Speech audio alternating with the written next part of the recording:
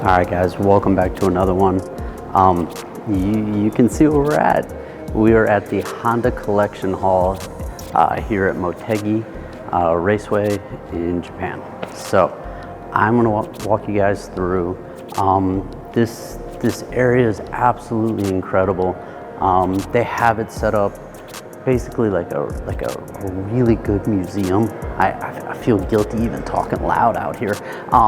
So I'm gonna walk you through each one of the halls. They kind of have them separated by like year range, and then they'll have the motorsports, and then they'll have like the motorcycles and everything else. And they do really the full history out here. It's really, really incredible. I missed out because it was still closed in January when I was here for Tokyo Auto Salon, because they decided to move the fuselage of one of their Honda jets in here, which that's cool too. So I'm gonna show you guys all of that. I'm gonna walk you through each of the halls. I'll walk and talk as much as I can. I'm gonna try and be a little quiet. I feel guilty. It's almost like being, you know, in like an art museum. So I'm gonna take a peek down through here, which, as you guys saw, this was like the origins of Honda, where it came from and everything else. And then we're gonna start moving our way up into each one of the levels. It's 3 floors total, and each one of the levels has a split on either side and has, you know, has them separated. So I'm gonna walk you guys through. I hope you all enjoyed. Drop those comments below, and let's start getting at it. All right.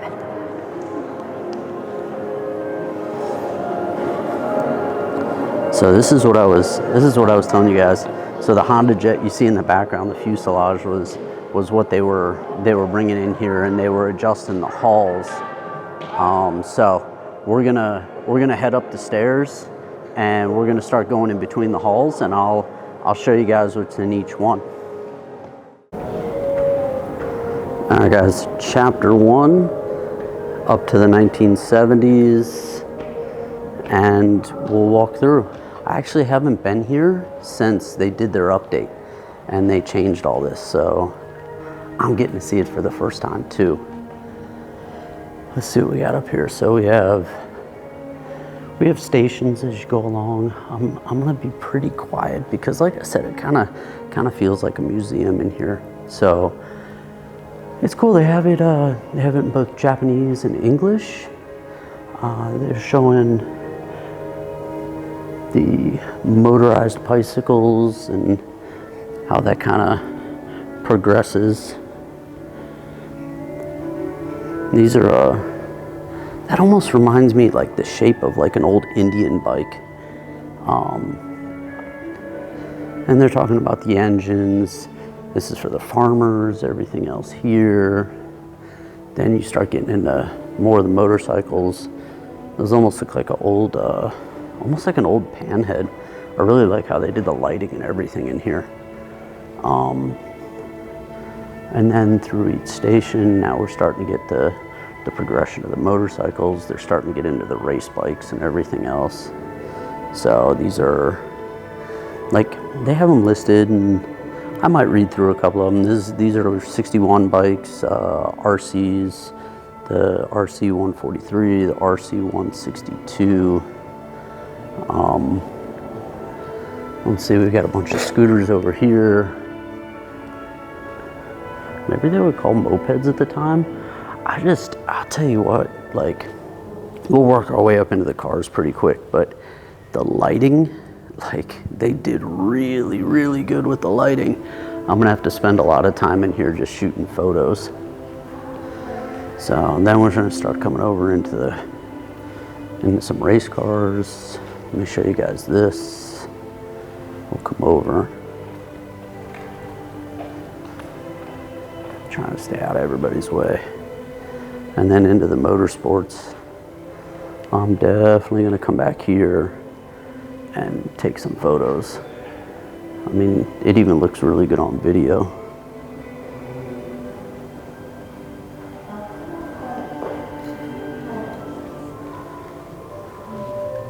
So this is an F1 setup here.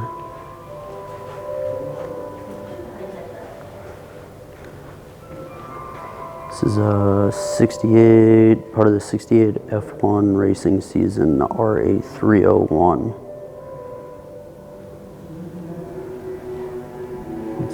Let's see what it says. Only weighs 530 kilograms. That's crazy, it doesn't weigh anything. It makes 450 horse, which, I mean, by today's standards, like, look at the size of that engine, and that's what kind of power they were making. But, I mean, it really doesn't weigh anything, so. Let's see what else we got. We got some more bikes. Check this out. I'm gonna have to put this somewhere right here. You guys read that. Without racing, nothing will improve. That's the statement right there. I could turn around and go home after that. But I want to show you guys all the cars. So let's get moving. We'll get out of this haul. I'll show you a couple of the last little monkeys they got over here.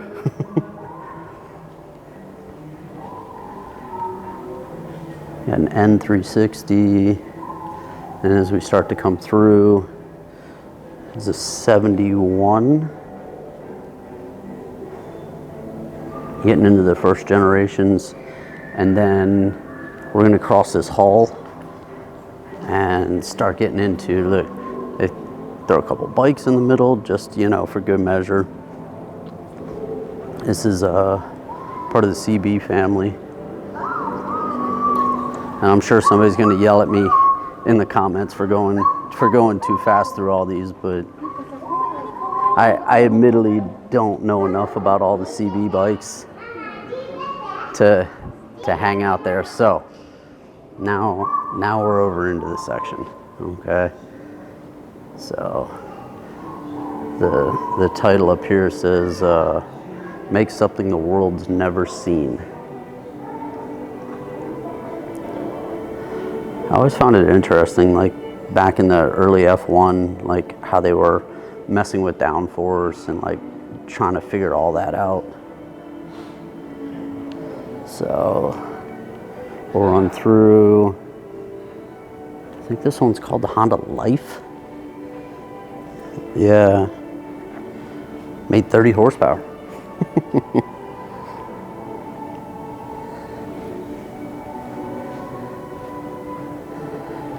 I mean, these things are like factory fresh. Like, when was the last time, if ever, you've seen what a 73 Civic, that's like that perfect. I mean, perfect. And we've got 76 Accord, which is kind of funny, you know, it's a two-door, but it's just slightly bigger. The way it kind of still runs today, the Civic and the Accord. So got a two-door Civic. It's a 72.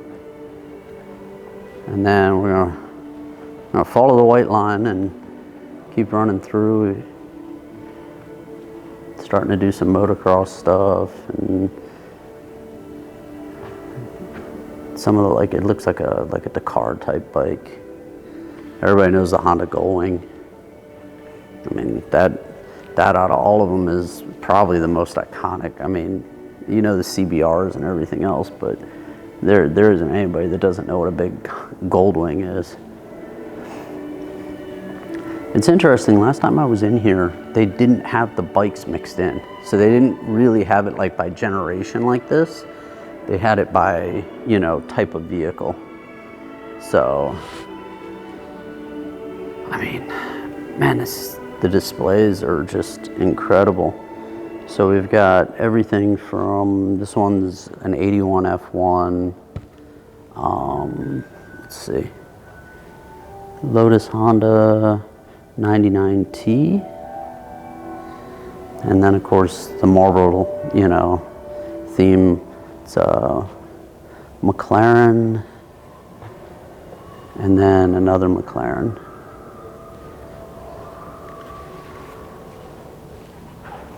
I got a couple race bikes. I like the little display. shows like the internals with the rotating assembly and the valves and everything.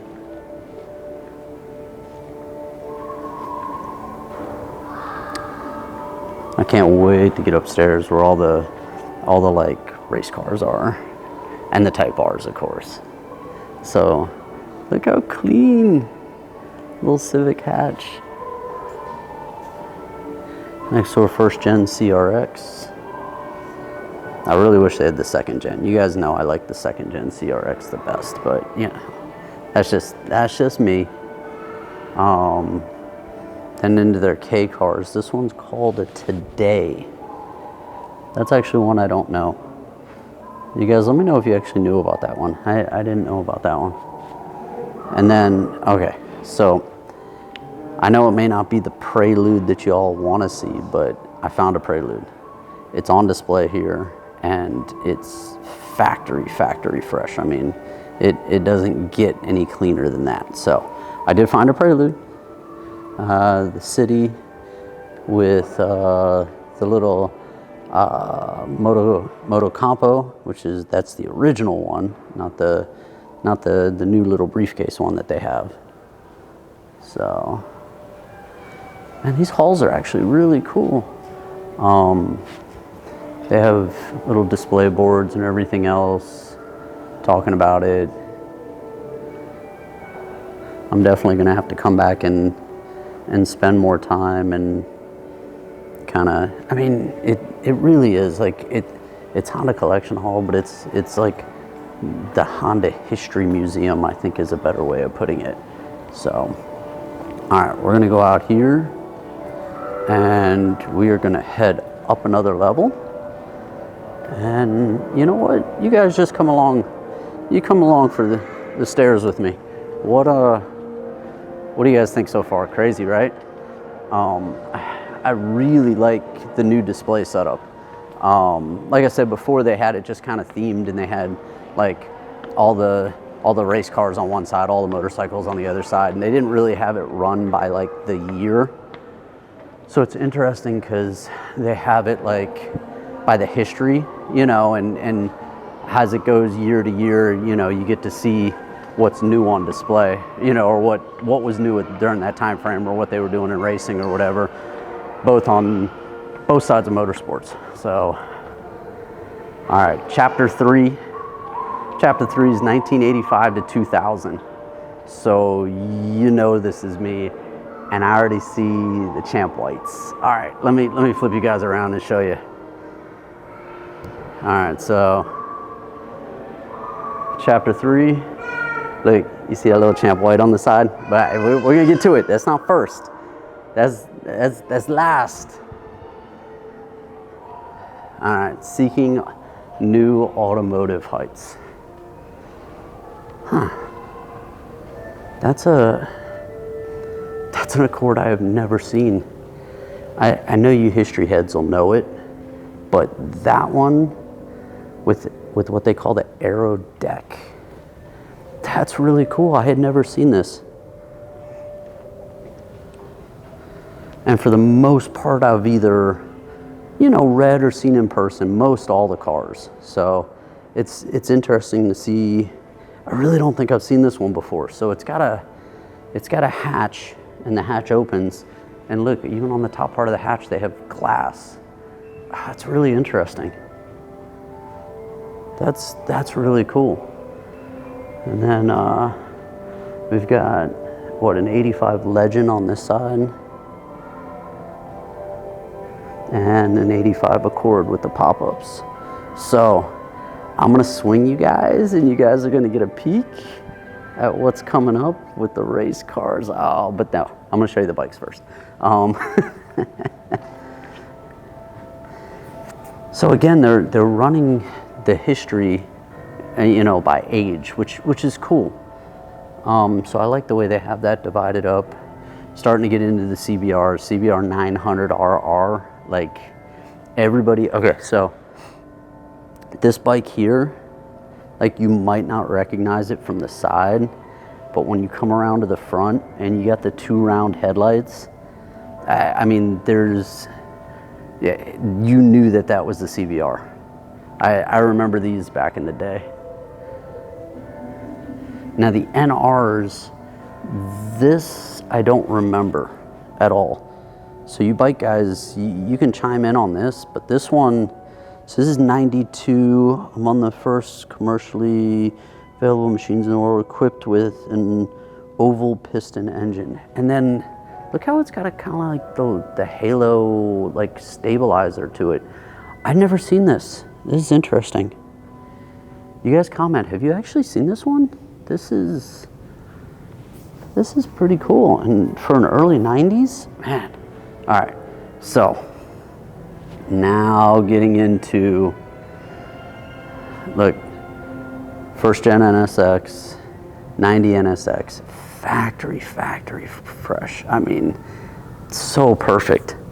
And then we come down, and you guys know what the white one means. So NSXR, it's a 92. I mean, really factory fresh. I can only imagine the cost of one of these. I would say, I mean, say it had miles on it and it wasn't like no miles or anything like that. It is probably what, 200,000-300,000 for an NSXR. I mean, maybe even more, especially in this condition and this clean. Oh man. All right. You guys know. Now, here is where I geek out, right here. I grew up with these guys, like the JTC cars. Look, I mean, E.G. Hatch, that is an absolute perfect livery. He's got, look, I mean, we're talking real race, okay? Center locks on it. Oh, it's perfect. Okay, let me show you, because we have the NSX race car. Again, these are like the Gran Turismo liveries that like I grew up with. This one is what, a GT, is this one? I think the second one is, yeah, the second one is the GT2. Let's see what the first one we have here is a 24-hour of Le Mans endurance race car. Is what this one ran in. So that one's a 95. This one's the GT2 class, which you can see how wide-bodied it is. It kind of loses the OE body. You know, it's still, you know, kind of looks like it at this point. You know, it started life as an NSX. But oh man, EG, what do you guys think? And then the 4-door Accord, the touring. This one's JTCC, which is a Group ST spec for Japanese Tour Car Championship. Again, the Castrol livery on it. Oh man. Got the center locks. Got the little wing in the back. Like I said, I grew up watching these and being, you know, either watching them on TV, you know, watching like hot version DVDs and stuff like that, where you know, I would get a glimpse of these, or playing like Gran Turismo and all of those. So now we go from race cars to family cars. So you've got what, the Odyssey, the CRV, and the bigger one I want to call it like a step van, a step wagon. That's what it is. I was close. I almost had that one. It's kind of funny. They tease us with the race cars and then they move us over into the family cars. That's the race cars are what you dream about, and then you grow up and you end up in one of these. But you can still make these cool. So let's see what we got. Making machines that resonate with young people. So you have, they call it a zoomer, but this is a ruckus, right? Yeah. And then this one's pretty cool. They call this one an ape. I guess it's a continuation of the monkey that they have, just a bigger version. We've got some generators and some other random stuff over here. Yeah, they do boat motors, and they do little engines for stuff. And then we have the rest of our white cars. So the return of the FR with an S pedigree is what this one says. Again, factory fresh, white. This is a 99. I'm purposely not swinging you guys to the other side yet. So you've got a super clean AP1. I mean, it's funny to see it like stock ride height with like stock sidewall tires. For some reason, the roof's not latched.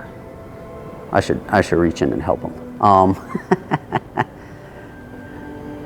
Honda debuted the S2000 in '99. It's the first, its first front engine, rear wheel drive, open sports car since the S800. Honda's pursuit of pure driving. Nice, I like that. And then when we want to talk about pure driving, here's the other ones.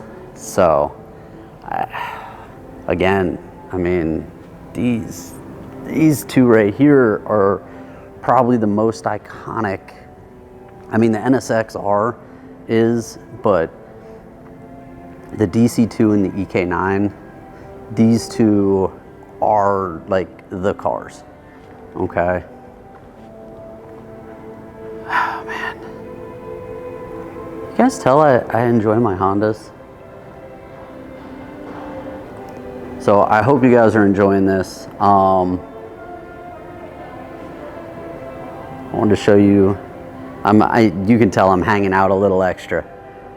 So I really wanted to show you guys these, and I mean, truly these, including the NSX-R, okay, but the Type R's, these are, look at that shot right there. I could just stand right here for you guys and just hang out. What do you think?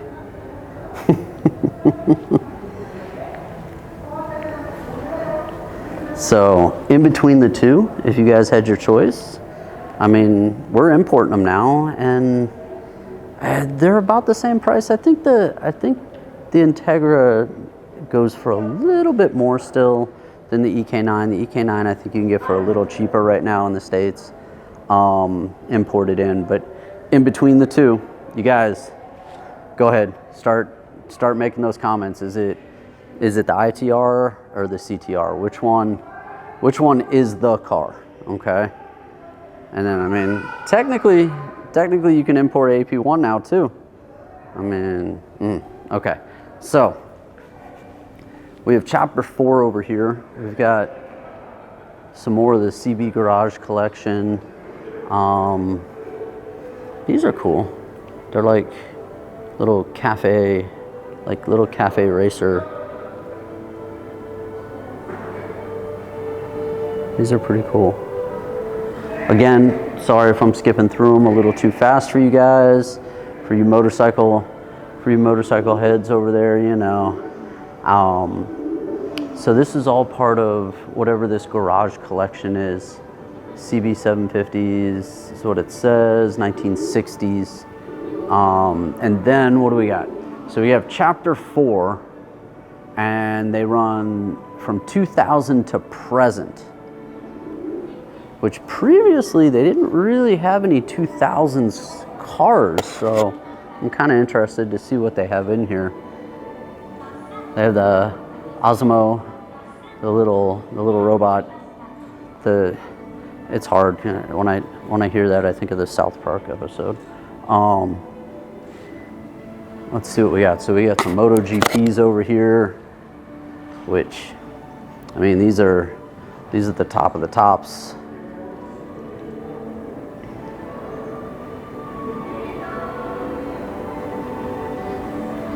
RC211V.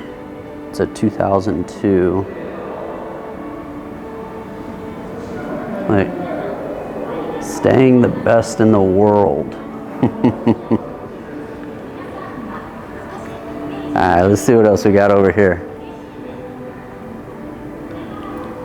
Got that gold wing. So, look, I don't know why we don't get these in the States, but this big old scooter looking thing is actually really cool, because I'll see these like downtown in Japan, and they're all lowered and everything else. I wish we would get these in the States. Oh, cool. Crash test videos are always fun. You get the size of that airbag. I mean, if you hit something on a motorcycle, like, I don't know. I would like to say that would help you, but I'm not sure. All right, so we have the progression. It's interesting. Again, you know, we saw the early ones, and you know, like the beginnings of the origins of like them using downforce and everything else. And then as you get into the more current ones, you know, you'll see more and more downforce. What's interesting here is, so like the front nose on this, a lot of this like airfoil, like downforce is kind of what we're doing on our street cars. So, you know, we'll extend them and, you know, put the little uprights and the little winglets and everything on the side too. And it's cool to see that the movement from the race cars to, you know, our street cars, you know, and what we do actually moves, you know, and progresses. So, and then of course you get into the top of the line stuff, and it's just, I mean, there's so much like air control that I mean, it's all wind tunneled and everything else, but look at it, there's like 62 different blades. They all go different directions. They're all steering or directing or redirecting air every which way. And somebody's playing with computer models and simulations and everything else to figure that out. I mean, even as it comes down, like, that's just crazy. And then one of the fun things, okay, it was like the other one. I was showing you guys the race cars, and then I moved over to the family cars. You know, we're looking at basically the top of the top here, right? You know, the most hardcore that you could get, and then right next to it, they got a fit. And I'm not knocking it. I mean, I had one, so, but it's just kind of funny that like they have them paired up next to each other. But that's a first gen fit. And then what do they have over here? The FCX, and then the Insight. The Insight honestly was before its time. I think if they had put it out a little later, if they had, like, I don't know, K24 hybrided it or something, I think it would have done better. But it was like, it was close. It was close. So I'm gonna head back out. They have like this little scooter display where you can like ride on like a big one wheel type of thing, and or like some like mobility type of stuff on that side. Like I was saying, I was hoping for like an EM1 or something up in the 2000 area, but you know, I figured they wouldn't do that. Usually, that was kind of how they did the last collection too, is as they got into the newer stuff, they kind of just skipped out of their cars, which is interesting because that's kind of how it's gone. And now they're finally getting back to it with the FK8 and the FL5 and everything, and they're and they're finally like moving back in with that and like the new NSX back to the enthusiast side of things. So it's good to see. All right, I'm gonna head back down. I'm gonna go through a couple more of these hauls.